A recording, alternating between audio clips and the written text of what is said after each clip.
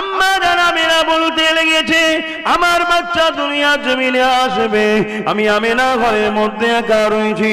আমি আমিনা বড় চিন্তিত হতে লেগেছি, কেননা দুনিয়ার জমিনে বাচ্চা হতে গেলে ওই নারীদের অন্য নারীদের সহযোগিতা লাগে।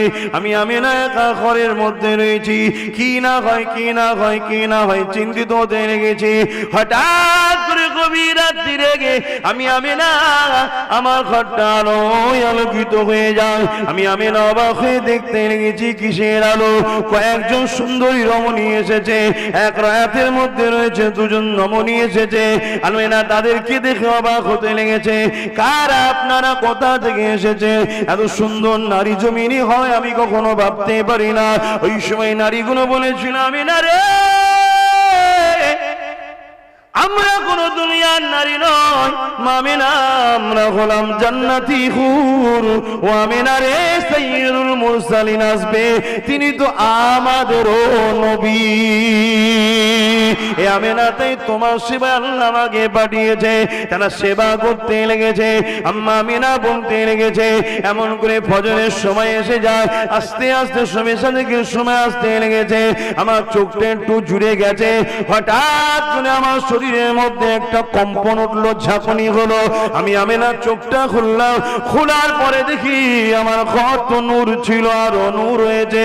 শুধু আমার ঘর নয়, খাসাইসুল কুবরা কিতাব খুলে দেখলাম, এবার তারিখে কিতাব খুলে দেখলাম, মাগরিব থেকে মাশরিক এবং শাম দেশের প্রাসাদ পর্যন্ত আলোয় আলোকিত হয়ে গেছে।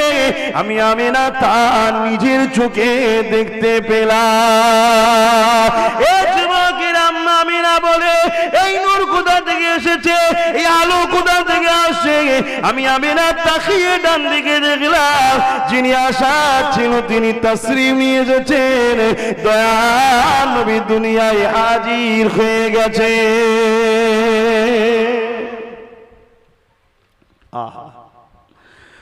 অথচ আল্লাহ নবী শিশুবেলার জিন্দেগিটা কেমন ছিল?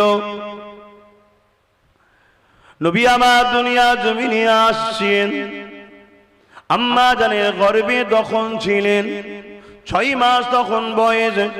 দুনিয়া জমিনে আসার আগে আব্বা জান দুনিয়া জমিন থেকে চলে গেলেন। জীবনে কোনোদিন নবী আমার আব্বা জানের কোলে উঠার ময়া, যে ভালোবাসা, সেটা পেলেন না। এত কষ্টের জিন্দেগি। আবার দুনিয়ার জমিনে আসলেন। আসার কিছুদিন পরেই সেখানকার প্রথা অনুযায়ী তখন দুধমা হালিমার কোলে চলে যেতে হলো।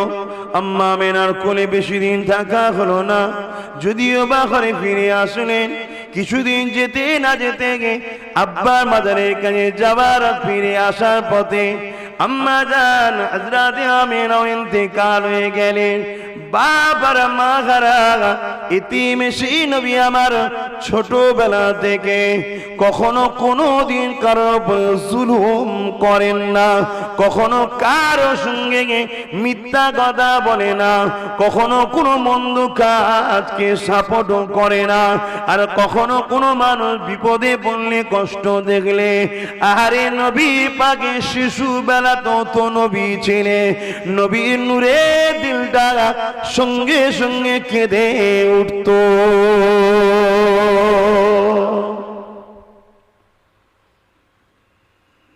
এ নবীর গোলামেরা, কি শোনাবো আপনাদের ঘরে?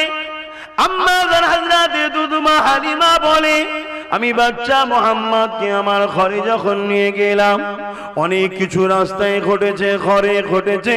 ওগুলো সব বলতে গেলে একদিন এক বছর নয়, জীবন কেটে যাবে, কথা শেষ হবে না। তথাপিও যেটা বলতে চাইছি, কেননা আজ সমাজের মধ্যে একটা বড় ব্যাধি দাঁড়িয়ে গেছে, সেটা হলো মানুষকে লুটা, মানুষকে ধোঁকা দিয়া পরের সম্পদকে নিজের মনে করা। এটা আজকে বড় আমাদের মধ্যে রোগ ঢুকে গেছে।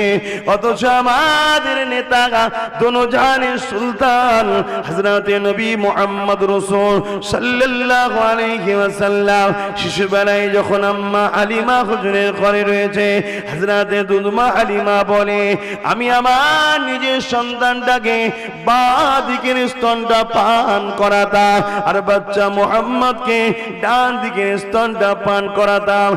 একদিন আমার অসতর্কে বেখিয়ালে আমি মুহাম্মদকে বাঁ দিকের স্তনটা পান করাতে গেলাম। মুহাম্মদ বড় বিরক্ত করলো, মুখ ঘুরিয়ে দিতে লাগছে, পান করতে চাই না। আমি মনে করলাম বাচ্চাকে খিদে পাইনি নাকি, কিন্তু আবার ভাবলাম অনেকক্ষণ তো সে পান করেছে, কেনই বা খিদে পাবে না।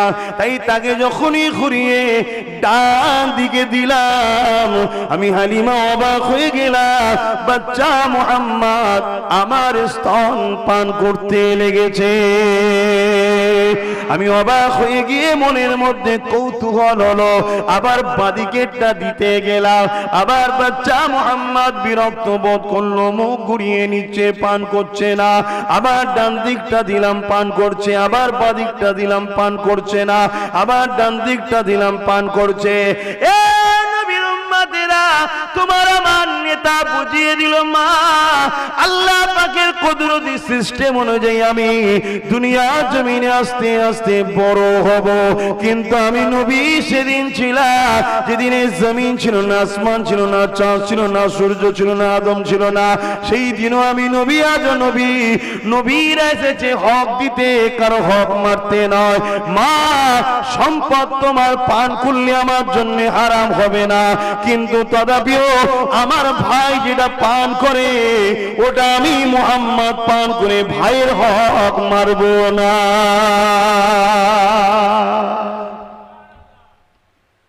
আজকে আমরা কি করছি? সেই নবীর উম্মত গরিবের হক, পাড়া প্রতিবেশীর হক, নিজের ভাইয়ের হক, স্ত্রীর হক, স্বামীর হক, কোনো হকের দিকে খেয়াল রাখি?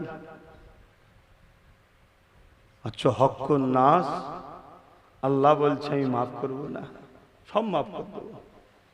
আর শিশুবেলা থেকে, কিন্তু সেদিন পান করাটা হারাম ছিল না, নিষেধ ছিল না। তার সম্পদ তো হালিমা, তিনি তার সম্পদ পান করাচ্ছে তারই বাচ্চাকে, কিন্তু না, দেখাচ্ছে দুনিয়াকে আমার রাসূল, তোমরা আমাকে ফলো করবে, তোমাদের জন্য আমি মডেল। এই যে শুনলেন, শোনার পরে ব্রেনে গেঁথে নিলেন যে আমার শাহিন শাহ, আমার নেতা, যাকে আমি রাসূল বলে মানি, তিনি কখনো হক মারেনি, আমি কেন মারবো?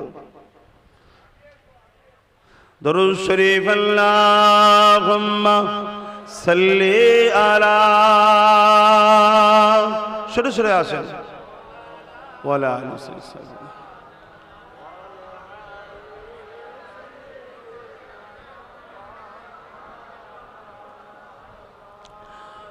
ও গো মামিনা,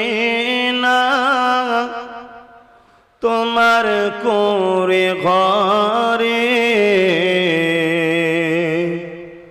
রহমত খোদার পরে জোরে জোরে,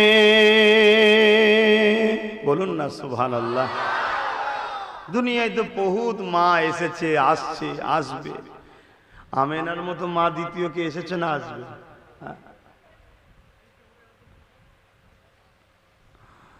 আম্মা জান আমেনা বলেন, আমার গর্ভে যখন আমার বাচ্চা ছিল, আর আমাদের আম্মা জানদের গর্ভে যখন আমরা ছিলাম, বা এখন আমাদের পরিবাররা যারা আল্লাহ কারে আল্লাহ নিয়ামত পেয়েছেন, সব ভয়ানক ভয়ানক খব দেখে। কেন? গর্ভে সন্তান থাকলে শয়তান তার পিছনে খুব লাগে, ইবলিস লাগে, আদম সন্তান হতে দেবে না, নষ্ট করে দিবার জন্য। তাই তাকে ভয়ানক ভয় দেখায়, খব দেখায়, চমকে গেলে, ভয় খেয়ে গেলে, ভুল খব দেখলে ওই যে ঝটকাটা লেগে যায়, ওতে বাচ্চা ক্ষতি হয়ে যায়। এটা ইবলিস করে।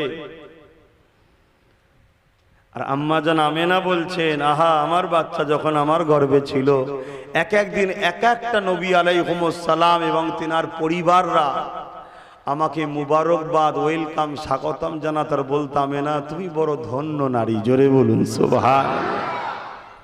শুধু এটা নয়, আম্মা জান আমেনা বলছেন, একদিন আমি দুপুরে ঘুমিয়েছিলাম, আমি ঘুমিয়ে খবের মধ্যে দেখছি আমার ঘরে এক যুবক এসেছে, বড় সুটান চেহারাওয়ালা যুবক। আমি একটু ঘাবড়ে গিয়ে ঘুমটা ভেঙে গেল। চোখ খুলে দেখি যাকে খবে দেখেছি সে দাঁড়িয়ে আছে। আমার ঘাবড়ানো ভাবটা দেখে সে তাড়াতাড়ি আমায় ডাক দিয়েছে, মা আমি দুনিয়ার কোনো মানুষ নয়, ভয় খাবেন না। আমি মহান রব্বুল আলামিনের পক্ষ থেকে মেসেজ নিয়ে এসেছি, খুশির সংবাদ নিয়ে এসেছি। আমেনা, আল্লাহ জানিয়ে দিয়েছে তোমার গর্ভে যে বাচ্চা আছে যেন কষ্ট না পায়, খেয়াল রাখতে বলেছে। জোরে বলুন সুবহানাল্লাহ। অতএব কাজ কাম বুঝে টুঝে বাচ্চাকে লেগে না যায়। আমেনা, আপনি জানেন আপনার গর্ভে কে আছে? আম্মা অবাক হয়ে আছে। জিবরিল বলছে, আমেনা আপনার গর্ভে দোনো জাহানের সুলতান আল্লাহর দোস্ত আছে। জোরে বলুন সুবহানাল্লাহ। শুধু তাই নয় আমেনা, এটাও শুনে রাখেন, ওই বাচ্চা আসার পরে বাচ্চার নাম কেউ রাখবে না। ও বাচ্চার নাম রাখা আছে, সিলেক্টেড আছে। ও বাচ্চার নাম মহান সৃষ্টিকর্তা আল্লাহ রেখেছে, মুহাম্মদ। জোরে বলুন সুবহানাল্লাহ। আমরা হলে আমাদের নাম আমাদের আব্বা জান, আম্মা জান, দাদু দাদি, নানা নানিরা রেখেছে, আত্মীয় স্বজনরা রেখেছে। আমার রাসূলুল্লাহর নাম আমার আল্লাহ রেখেছে। ও গো মামিনা, তোমার কোরে ঘরে রহমত খোদার পরে ঝরে ঝরে।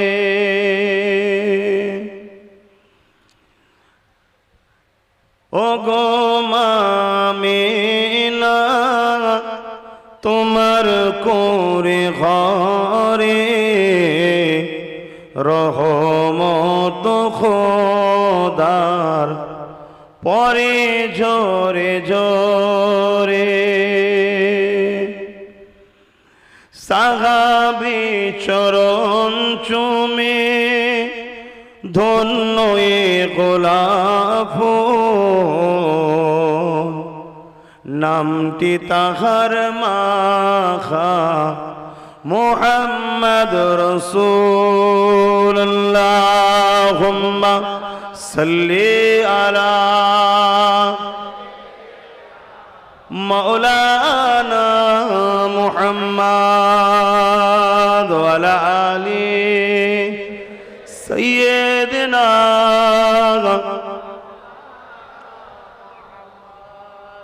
আমার আব্বা জানেরা, ভাইরা, যে কথা বলছিলাম, আমার রাসূল পাক সাল্লাল্লাহু আলাইহি সাল্লামের ছোটবেলার জীবনী, ছোটবেলায় তিনি কেমন ছিলেন,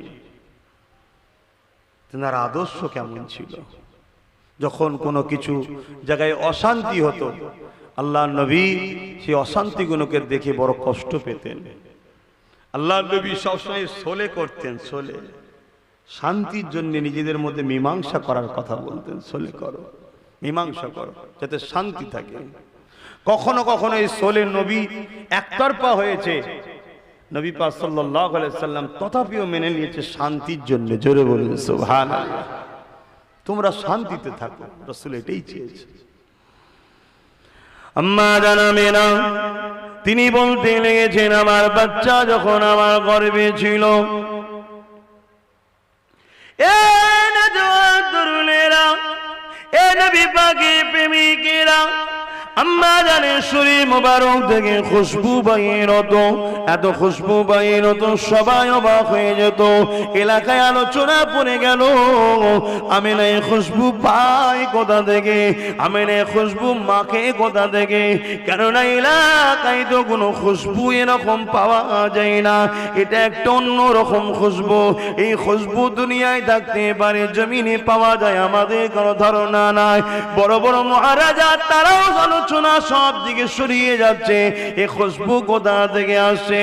এ যুবকেরা, তরুণেরা, কিছু মহিলারা আম্মা জান আমিনাকে একদিন জিজ্ঞাসা করলে, এ মা আমিনা রে, খুশবু তুমি পাও কোথা থেকে?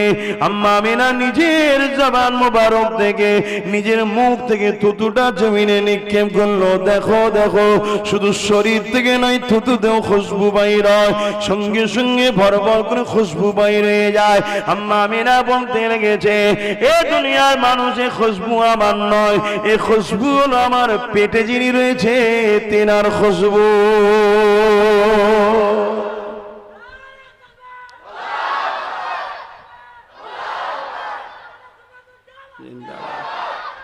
আল্লাহ কি গো, আমার রাসূলের আলোচনা হচ্ছে, আপনারা খুশি তো নাকি? আহা, দুনিয়ায় কত মানুষ এসে কতজনের প্রশংসা করে, আমার নেতা এই, আমার নেতা ওই, আমার নেতা ওই, আমার নেতা ওই। এ যুবক, আমার আব্বা জান, আম্মা জান, বোনেরা, 100 কেন, স্বয়ং আল্লাহ সার্টিফিকেট দিচ্ছে, ইন্নাকা লাআলা খুলুকিন আযীম। আমার সৃষ্টি কায়নাতের মধ্যে সবথেকে নিখুঁত সুন্দর চরিত্রবান সেটা হলো মুহাম্মদ রাসূল। জোরে বলুন সুবহানাল্লাহ। সেই নেতার কথা শুনে কি আমরা খুশি নয়?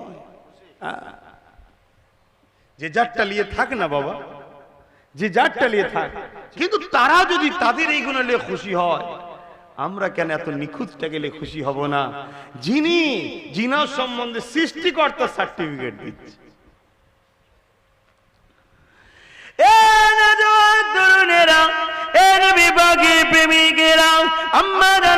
বলতে লেগেছে, আমার বাচ্চা দুনিয়া জমিনে আসবে, আমি আমেনা ঘরের মধ্যে একা রয়েছি, আমি আমেনা বড় চিন্তিত হতে লেগেছি।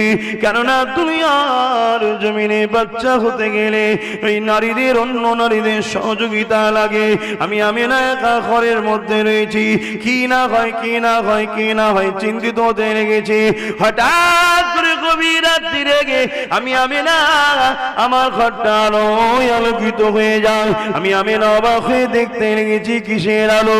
কয়েকজন সুন্দরী রমণী এসেছে, এক রায়াতের মধ্যে রয়েছে দুজন রমণী এসেছে। আমেনা তাদেরকে দেখে অবাক হতে লেগেছে, কারা আপনারা, কোথা থেকে এসেছে? এত সুন্দর নারী জমিনে হয় আমি কখনো ভাবতে পারি না। ওই সময় নারীগুলো বলেছিল, আমেনা রে, আমরা কোন দুনিয়ার নারী নয়, আমেনা আমরা হলাম জান্নাতি হুর। ও আমেনা রে, সাইয়্যিদুল মুরসালিন আসবে, তিনি তো আমাদেরও নবী। এ আমেনা, তাই তোমার সেবায় আল্লাহ আমাকে পাঠিয়েছে। তারা সেবা করতে লেগেছে। আম্মা আমেনা বলতে লেগেছে, এমন করে ফজরের সময় এসে যায়, আস্তে আস্তে সময় আসতে লেগেছে, আমার চোখটা একটু জুড়ে গেছে। হঠাৎ করে আমার শরীরের মধ্যে একটা কম্পন উঠলো, ঝাঁকুনি হলো। আমি আমেনা চোখটা খুললাম, খোলার পরে দেখি আমার ঘর তো নূর ছিল, আরো নূর হয়েছে।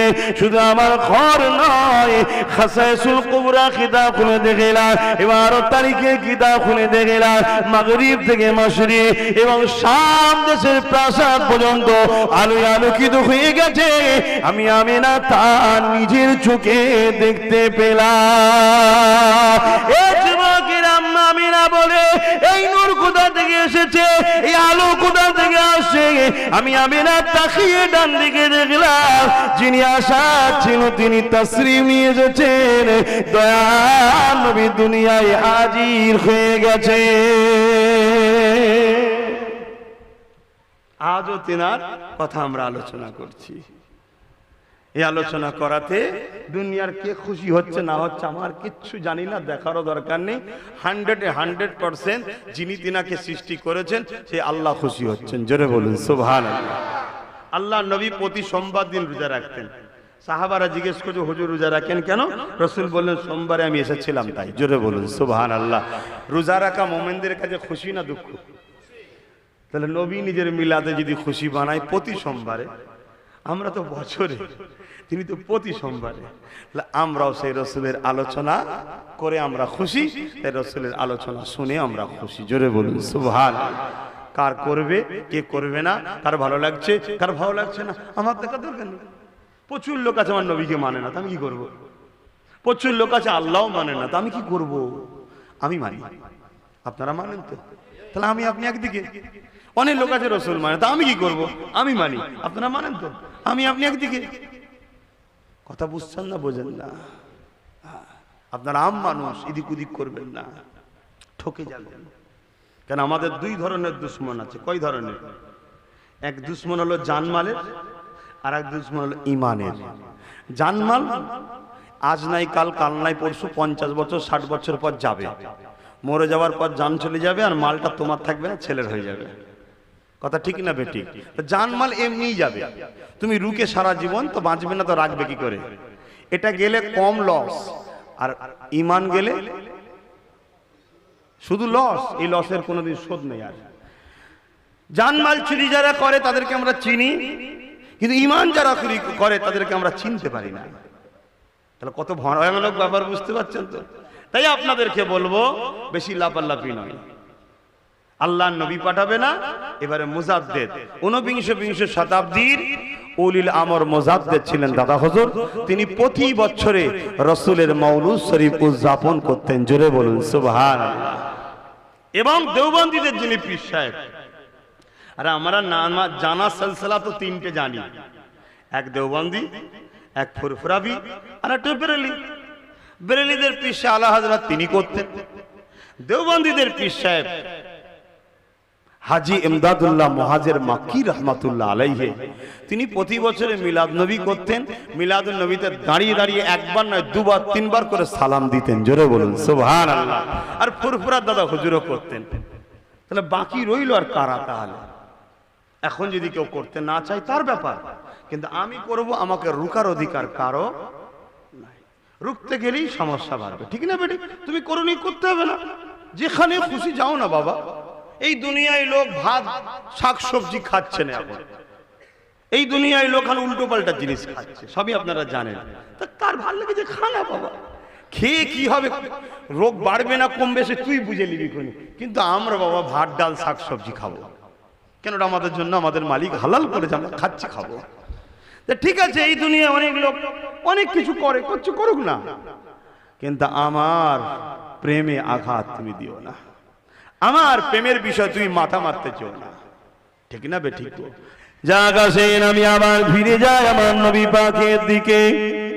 এ যুবকেরা, তরুণেরা, আল্লাহ নবী সুজমালা থেকে সর্বসময় নবী আমার এই অন্যায় দেখলে ব্যথিত হতো, দুঃখ কষ্ট করে কাঁদতে লাগতে।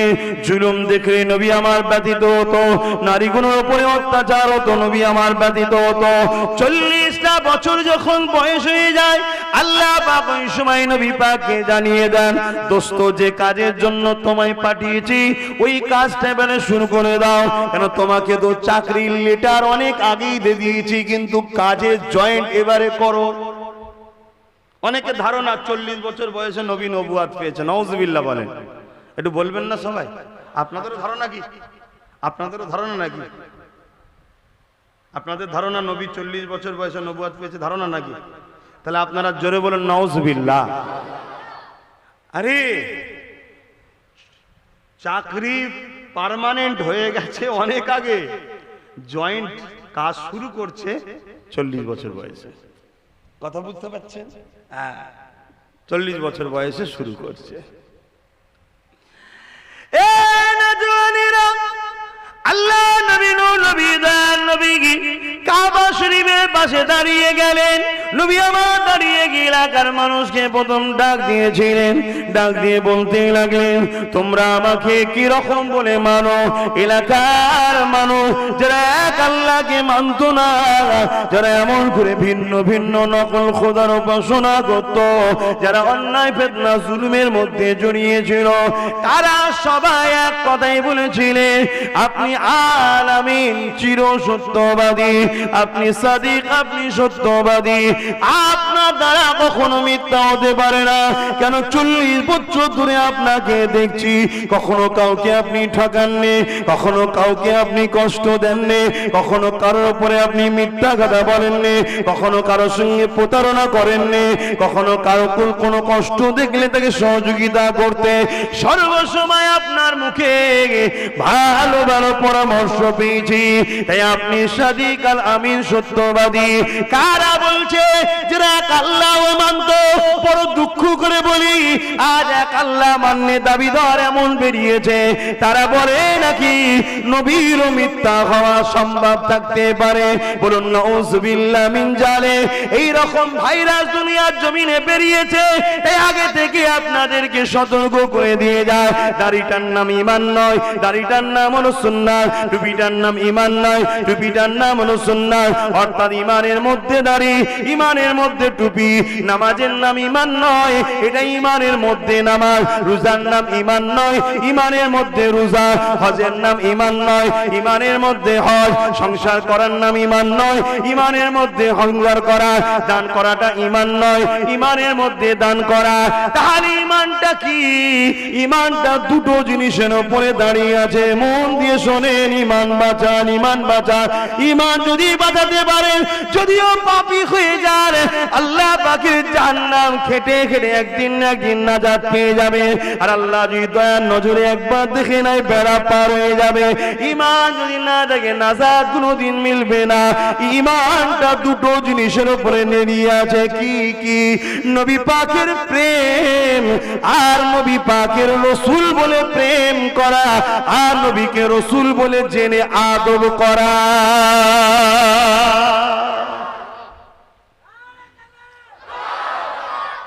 আল্লাহ কি বলল? বুঝতে পারছেন কি? আমার কথা বুঝছেন তো নাকি আমার আব্বাজানরা? তাহলে প্রেম আর আদব, রসূল জেনে, রসূল জেনে অর্থাৎ রসূল বলে বিশ্বাস করে মেনে নিয়ে প্রেম করা আর আদব করা, এটা হলো ঈমান।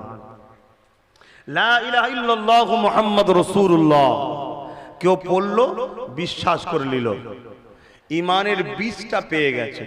বীজ বোঝেন তো? যে আপনারা কি বলেন?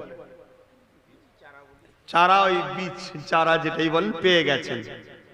লা ইলাহা, একটু মন দিয়ে শোনে, এটা একটু ভালো করে বুঝে নেন। লা ইলাহা ইল্লাল্লাহু মুহাম্মাদুর রাসূলুল্লাহ সাল্লাল্লাহু আলাইহি সাল্লাম বললেন, বিশ্বাস করলেন, ঈমানের চারা, ঈমানের বীজ আপনি পেয়ে গেছেন। কিন্তু এই চারা আর এই বীজটা বাঁচাতে হবে তো, কি গো? এই চারা আর এই বীজটা বাঁচাতে গেলে দুটো জিনিস দিতে হবে। একটা হলো কি? মাটি, একটা হলো আবহাওয়া। যে কোনো বীজ, যে কোনো চারা বাঁচে কি দিতে? দুটো জিনিসে তো, একটা বীজ এই মাটি, আর একটা হচ্ছে আবহাওয়া। সব আবহাওয়ায় সব চারা বাঁচে না, সব মাটিতে সব চারা বাঁচে না, ঠিক না বেটি? একটু হ্যাঁ কি না বলেন? তা ঈমানের চারাটা বাঁচাবেন কি করে? এর একটা মাটি দরকার, একটা আবহাওয়া দরকার। এর মাটিটার নাম হলো নবী মুহাম্মদ রাসূলের প্রেমের মাটি। এর আবহাওয়াটার নাম হলো নবী মুহাম্মদ সাল্লাল্লাহু আলাইহি ওয়াসাল্লামের আদবের আবহাওয়া। তবে আপনার ওই বীজটা বাঁচবে। কারণ আমি হাদিস শরীফ পড়েছি, আল্লাহ নবী জানিয়ে দিয়েছে, লা ইয়ারহামুল্লাহু মান লা ইয়ারহামুন নাস। যে মানুষকে ভালোবাসে না, তার উপরে আল্লাহ দয়া হবে না। এখানে মানুষ বলা আছে, নাস মানে হলো মানুষ। লা ইয়ারহামুল্লাহু, কখনো সে আল্লাহর রহমত পাবে না। মান লা ইয়ারহামুন নাস, মানুষকে যে না ভালোবাসে। মান লা ইয়ারহামুল মুসলিম নাই, মুসলিমিন নাই। এখানে নাস রয়েছে আরবি কথা, যার বাংলা মানে হলো মানুষ। মুসলিম হোক, হিন্দু হোক, দলিত হোক, শিখ হোক, পাঞ্জাবি হোক, যেই হোক, মানুষকে যে ভালোবাসবে না, আল্লাহ দয়া সে পাবে না। আর মানুষকে যে ভালোবাসবে, আল্লাহ পাকের দয়া সে পেয়ে যাবে। কিয়ামতের দিনে একটা যুবককে আল্লাহ উঠাবে। একটুখানি আমি অন্যদিকে যাচ্ছি, কথাটা এসে গেছে বলে ওই যুবকটা আল্লাহ পাকের কাছে তত্ত্ব করে ভয়ে কাঁপবে আর বলতেই লাগবে, আল্লাহ দুনিয়ায় লোভ লালসায় পড়ে অন্যায় করেছি, ভুল করেছি, খাতা করেছি, আপনি আমাকে গোপনে গোপনে জাহান্নামে দিয়ে দিন। আল্লাহ আপনি আমার আমলনামা খুলে খুলে সবার কাছে অপমান করবেন না। আল্লাহ আমি গাওয়া দিচ্ছি, আমার জিন্দেগি জিন্দেগিতে কোনো ভালো আমল নাই, আমি অন্যায় করেছি আল্লাহ, আপনি আমাকে গোপনে গোপনে জাহান্নামে দিয়ে দিয়ে আমার আল্লাহ সেদিন বলবে বান্দা লা তাখনাতু মির রাহমাতিল্লাহ, আমার রহমত থেকে নিরাশ হয়ে যাস না রে বান্দা। ওই সময় আল্লাহ তাআলা আমলনামাকে কুদরতি নজরে দেখবে, দেখতে দেখতে দেখা যাবে একটা ভালো কাজ বেরিয়েছে, যে ভালো কাজটা দেখে আল্লাহ কুদরতি আশা সেদিন হাসবে, রহমতের দরিয়া জোশ মেরে দেবে, মেরে দিয়ে বলবে বান্দা তোর একটা ভালো কাজ পেয়েছি যেটা আমার বড় পছন্দ হয়েছে রে বান্দা, এত পছন্দ হয়ে গেছে তোর বাকি জীবনের গুনাহগুলোকে চেপে দিলাম, লুকিয়ে দিলাম, কাউকে জানাবো না, যা বান্দা আমি তোকে খুশি জান্নাত দিয়ে দিলাম। আরো জোরে বলুন সুবহান।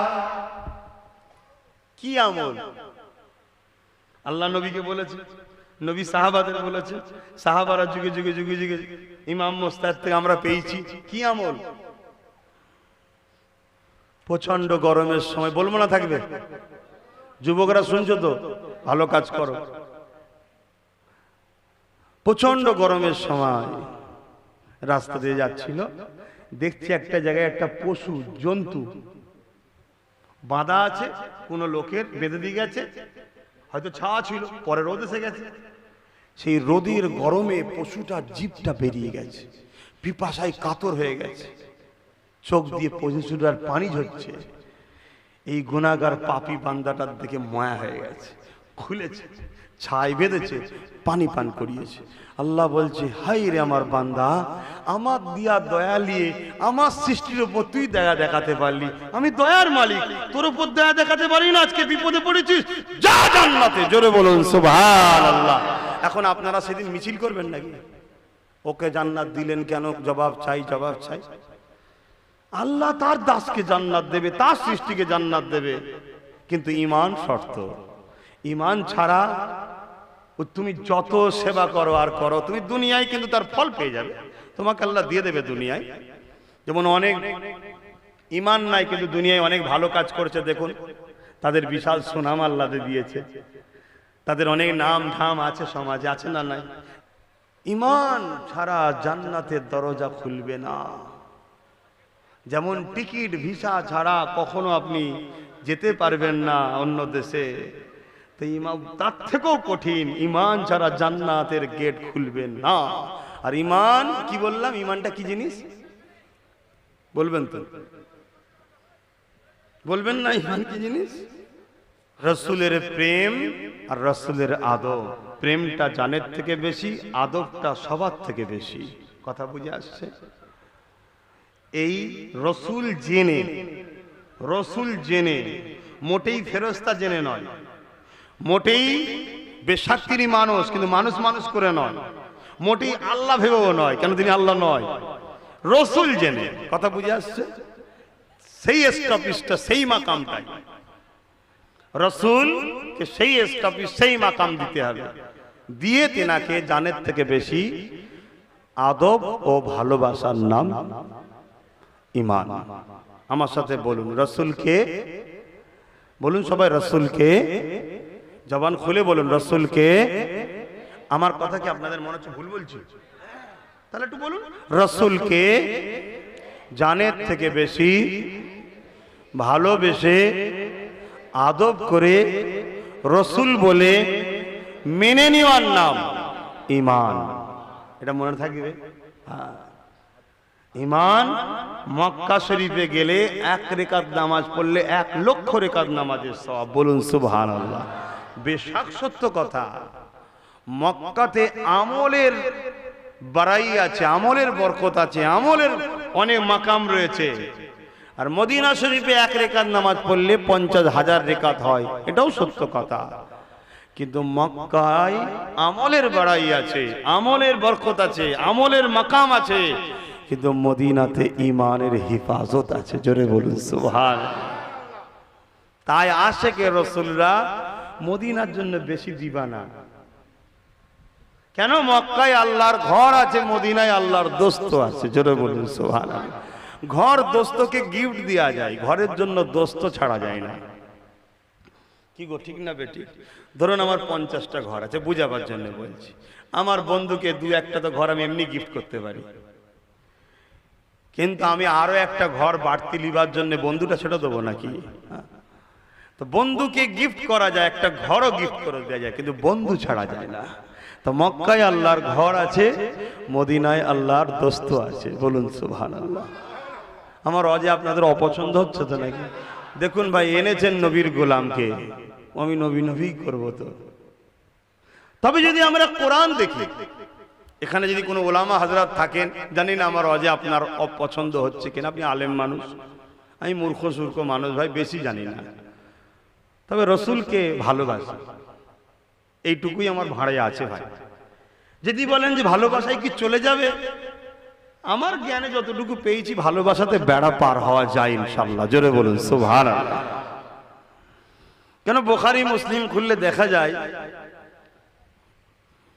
এক ব্যক্তি নবীর কাছে এসেছে, দিন ইসলাম শিখেছে, অর্থাৎ ইসলাম ধর্মকে কবুল করেছে।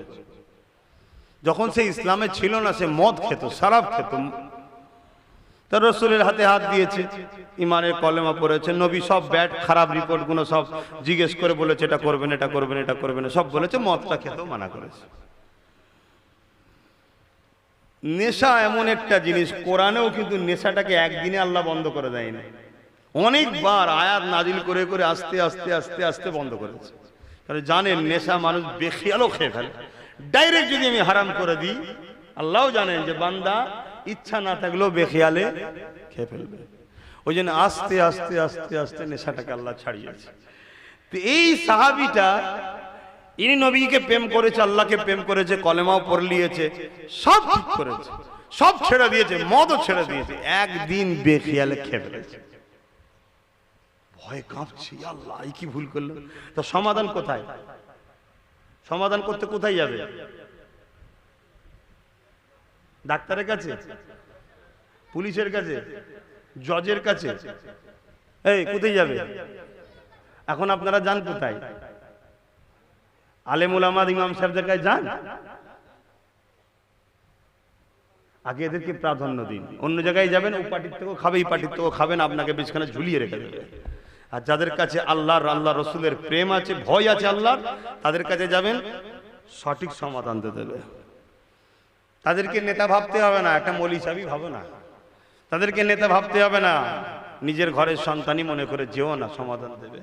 আর না হয় এমন খেল লেগিয়ে দেবে, তোমায় চলে যাবে, তোমার ছেলের খেল, তে চলে যাবে তার ছেলের খেল, এ পিড়ি পিড়ি লড়াই হতেই থাকবে।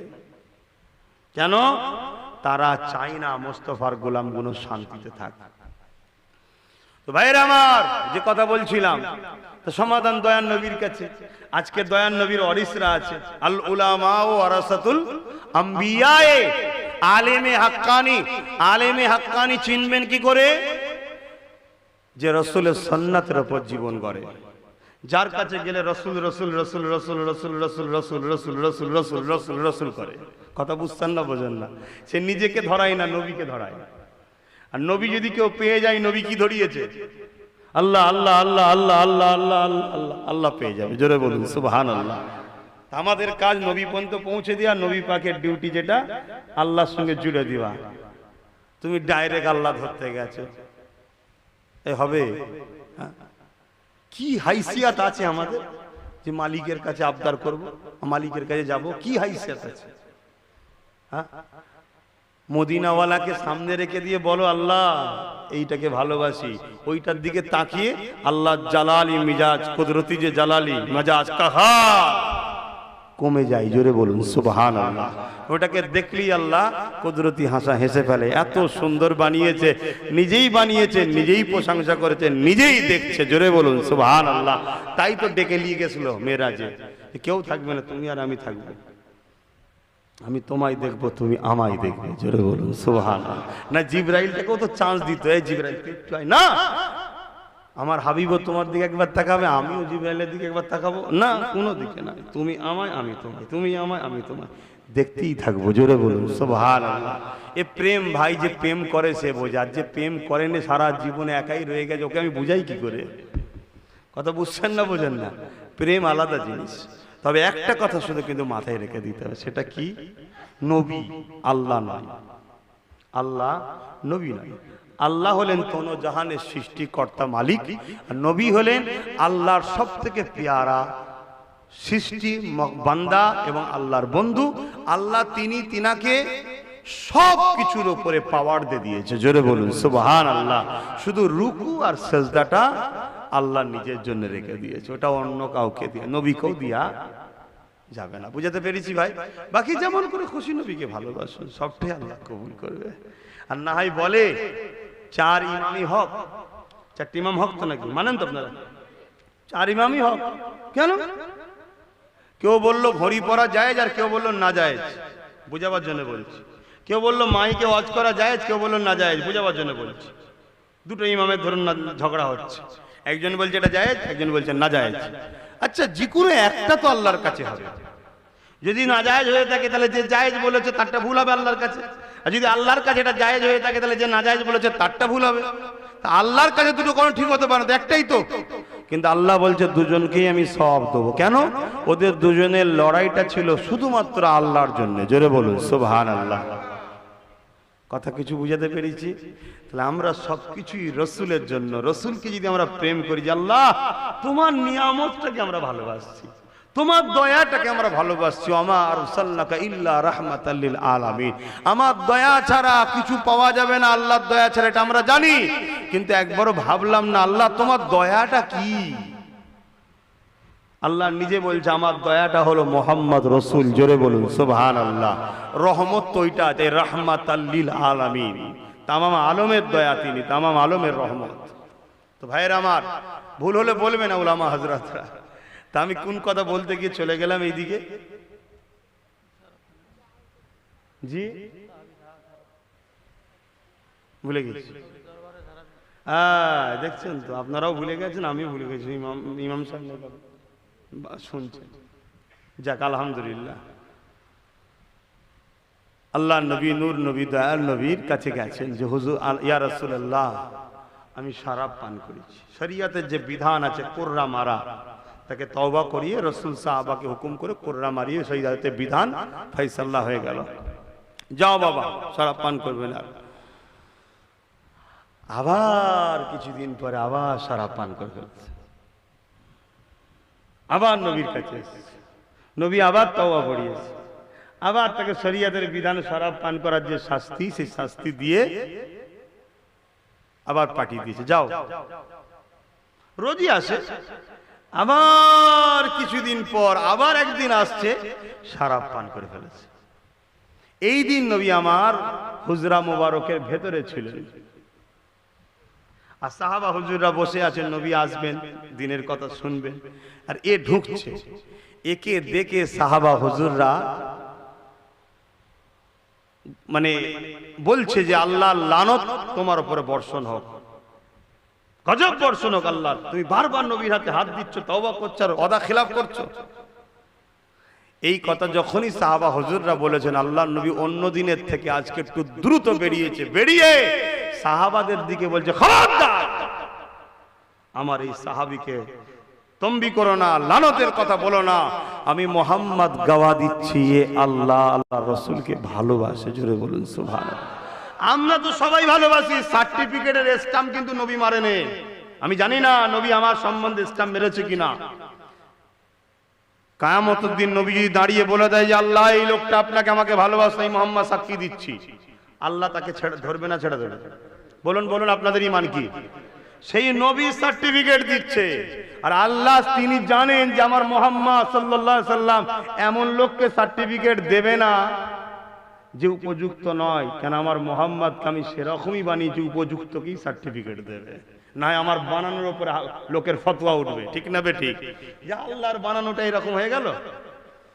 তো ভাইয়েরা আমার, সাহাবারা চুপ হয়ে গেলেন, তাকে তওবা করালেন। আর সেদিন ওই সাহাবীটা এত কাঁদা কেঁদেছিলেন, এত চোখের পানি ফেলেছিলেন যে আরে আমার জন্য নবী তার প্রিয় সাহাবাদের ঘরেও তম্বি করলেন, আমাকে রাসূল কত ভালোবাসেন, আমি একটা শরাবের কাছে হেরে যাচ্ছি। সেই দিন যে এমন তওবা করেছিল, আর কোনোদিন শরাব তো খাওয়া দূরের কথা, শরাবের বিরুদ্ধে ওমর ফারুক হুজুরের সাথে সাথ দিয়ে লড়াইও করে শরাবের সব গোষ্ঠী তুলে দিয়েছে। জোরে বলুন সুবহানাল্লাহ। কি প্রেম ছিল!